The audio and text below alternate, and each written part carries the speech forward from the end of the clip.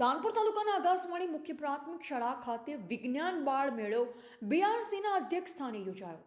તારીખ 4ના રોજ ધાનપુર તાલુકાના આગાસવાણી મુખ્ય પ્રાથમિક શાળા પરિસરમાં વિજ્ઞાન બાળ મેળાની શરૂઆત દીપ પ્રગટાવીને કરવામાં આવી. વિજ્ઞાન બાળ મેળામાં પધારેલા બીઆરસી કુંદનસિંહ સાહેબનું ફૂલ બુકે આપી સ્વાગત કરતા શાળાના આચાર્ય શ્રી પંકજભાઈ ભુરિયા અને સીઆરસીનું સ્વાગત પટેલ સુરેખાબેને કર્યું. વિજ્ઞાન બાળ મેળામાં શાળાના બાળકોએ વિજ્ઞાન ટેકનોલોજીમાં આજે 21મી સદીના આધુનિક યુગમાં મનુષ્ય જાતિ માટે જીવન સરળ અને નવીન ટેકનોલોજીથી સુસંગ બનતા નવીન શોધખોળ વિજ્ઞાન ક્ષેત્રે આજે આપણો દેશ હરણફાળ ભરી રહ્યો છે. ત્યારે ડૉક્ટર સીવી રામન દ્વારા રમત ઇફેક્ટની મહાન શોધ અને તેઓને વિવિધ પુરસ્કારથી સન્માનિત કરવામાં આવ્યા. તેની યાદમાં દર વર્ષે 28મી ફેબ્રુઆરીને આંતરરાષ્ટ્રીય વિજ્ઞાન દિવસ તરીકે ઉજવવામાં આવે છે.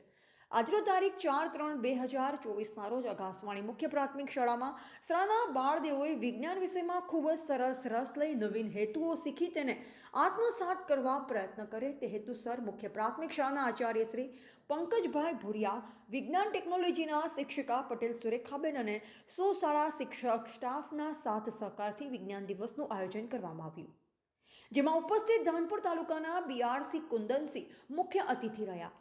શાળાના બાળકોએ આપણી આજુબાજુમાં જે પણ ઘટનાઓ બને તેને વિજ્ઞાનની દ્રષ્ટિકોણથી જોઈ સમજવાની કોશિશ કરી નવીન વિજ્ઞાન પ્રશ્નોત્તરી ગુરુજનોને કરવી તેવી વિજ્ઞાનને લગતી વિશેષ માહિતી સાથે શાળા પરિવાર દ્વારા બાલદેવોને માહિતગાર કર્યા. શાળાના 19 બાલદેવોએ આપણા વૈજ્ઞાનિક માટેની વક્તવ્ય સ્પર્ધામાં ભાગ લીધો. સૌ બાળદેવોએ પોતાની વાણીથી વૈજ્ઞાનિકો વિશેના વિચારધારા રજૂ કર્યા.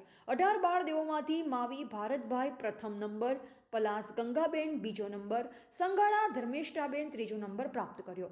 પહેલો, બીજો, ત્રીજો નંબર મેળવનાર વિદ્યાર્થીઓને રોકડ પુરસ્કાર આપી સન્માનિત કરવામાં આવ્યા. ભાગ લેનાર સૌ બાળદેવોને નોટબુક, પેન અને પુષ્પક ગુચ્છ આપી સન્માનિત કરવામાં આવ્યા.